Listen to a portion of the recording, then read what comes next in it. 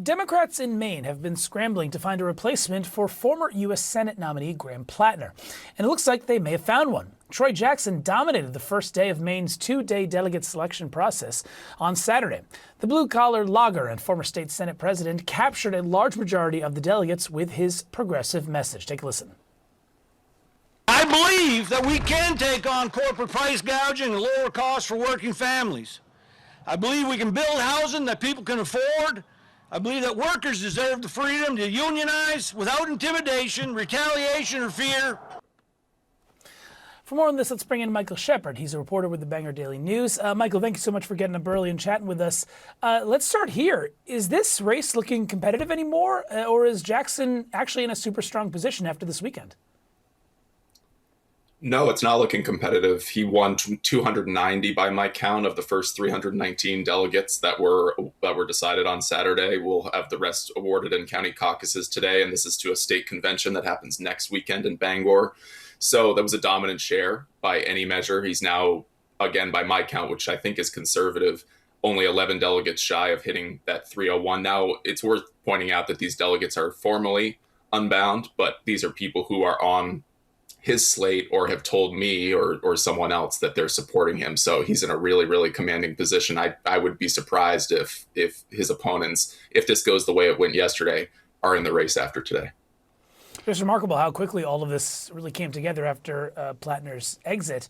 I'm curious, though, will Jackson's former support of Platner weigh him down at all if he advances to the general? What do you think?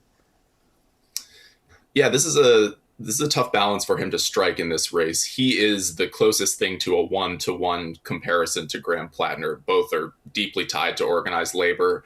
Platner ranked Jackson first on his gubernatorial ballot when he was in that primary back in June. Jackson was a really early kind of institutional endorser of Platner early in the race and had a rough relationship with Governor Janet Mills. So they are really, really closely tied. And all the candidates in this snap nominating race have tried to hitch themselves to Platner's progressive policies and his sort of organizing momentum. I think Jackson picked up a lot of the support from the people on the ground who were really behind Platner. So it's a delicate balance because these candidates want to bring in the progressive movement that Platner created, but leave him behind. And Jackson has a long history in Maine politics, obviously, but he's going to be trying to strike that careful balance as he goes on to the general. Michael, I'm curious, can you break down what happens today and then also what is the process that's going to happen later on in the week on the 25th when the party holds this nominating convention? Yeah, it's a really strange process. So they're selecting right now 500 of the 600 delegates at these county meetings, that 8 of which happened yesterday and 8 more will happen today. Yesterday was the big prize. Cumberland County, which includes Portland, our biggest city by far, was in that mix. So most of the delegates have been awarded at this point. The rest will be from the state committee. So that convention of 601 people in Bangor will be set after today, and we still have deadlines for the candidates to sort of nominally hit during this week. You have to get 500 signatures in a certain way to qualify for this ballot by the end of the day, Monday.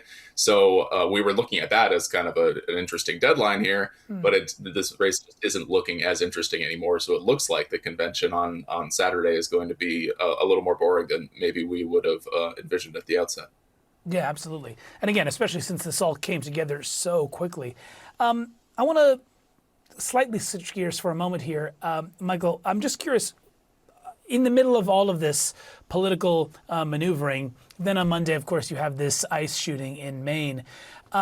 What has the impact of that shooting and the fallout been on this, I guess, Senate primary, but also on the larger Senate race up there? Yeah, so all 4 leading Democratic candidates in this race called for ICE to be abolished outright, which was an escalation from where a lot of Democrats stood maybe a year ago, 2 years ago on the national scale. And it scrambled a lot of dynamics here. Collins was the one who kind of announced that traffic stops like the one in Biddeford would be temporarily halted after speaking with Mark Wayne Mullen, the Homeland Security Secretary. And then, of course, Trump comes out the next later that day, actually, right, and directly contradicts that, and the changes in some sort of purgatory right now. So I think that Collins is trying to strike a middle ground here. She, of course, voted for the ICE funding package. Democrats have criticized her for that. She also wants some of these reforms and wants body cameras to be deployed. So she's kind of doing her Susan Collins thing, right? Which is trying to strike that balance and appeal to the sort of middle of the road Democratic leaning voters here. Democrats, just like in 2020 in the race against her, they're really looking to make this a national race as she pivots back to the state and her unique attributes. So I think it really falls into that bucket. Fascinating politics continue in Maine. Michael Shepard, thank you so much for joining us this morning and breaking all that down. And be sure to tune in Thursday for a CNN special event, the Maine Democratic Senate debate.